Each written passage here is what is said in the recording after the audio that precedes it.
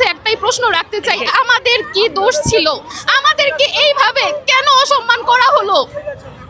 আজকে 11 দিন যাবত আমার ভাই বোনেরা আমরা সবাই রাস্তায়, কিন্তু যাদের কারণে আজকে আমরা রাস্তায়, যারা আমাদেরকে রাস্তায় এনে নামালো, যাদের ভুলের কারণে আমরা এখানে এসেছি, তারা একটিবারের জন্যও তাদের দায় স্বীকার করে নাই, তারা একটিবারের জন্য ক্ষমা চায় নাই, তারা একটিবারের জন্যও আমাদের কাছে জিজ্ঞেস করে নাই যে কেন হলো এরকম, আমরা কি চাই। একটিবারের জন্যও তারা কোনো চেষ্টা করে নাই, তারা শুধু আমাদেরকে মারছে। কিন্তু আমরা এখানে কেন এসেছি এই প্রশ্নটা তারা, এই উত্তর তারা খুব ভালো করেই জানে।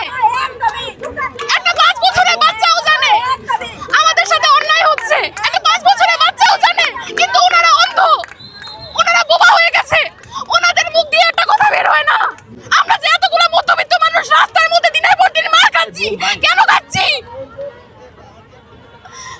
আপনারা মূলত কোথায় যাচ্ছিলেন?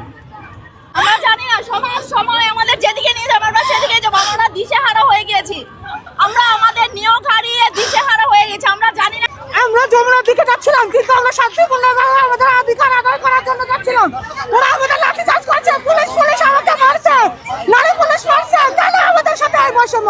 কেন আমাদের জলখাবার দিচ্ছে? আমরা তো কাউকে অ্যাটাক করতে চাই নাই, আমরা আমাদের সব নাকি অধিকার পাওয়ার জন্য আসছি। আমাদের এই লড়াই থামবে না, থামবে না, থামবে না। সরকারের দৃষ্টি আকর্ষণ করে বলছে, আমাদের এই অসহায় নারীদের নিয়ে কেন খেলা করছেন? কেন আমাদেরকে প্রহসনের পুতুল বানিয়ে রেখেছেন? একটাই প্রশ্ন, সমাজের কি চোখ বন্ধ হয়ে গিয়েছে? এই সমাজ আইন কিছু দেখে না, আইন সমাজের ভিত্তিবোধী লোক কেউ কিছু দেখে না।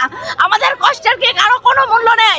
আপনাদের তো মা বোন আছে, নারীদের সম্মান রেখে অন্তত আমাদের এই কষ্টের নিরসন। আপনারা কোথায় যাচ্ছিলেন? হঠাৎ করে কেন আপনাদের দিকে জলখাবার নিক্ষেপ করা হলো?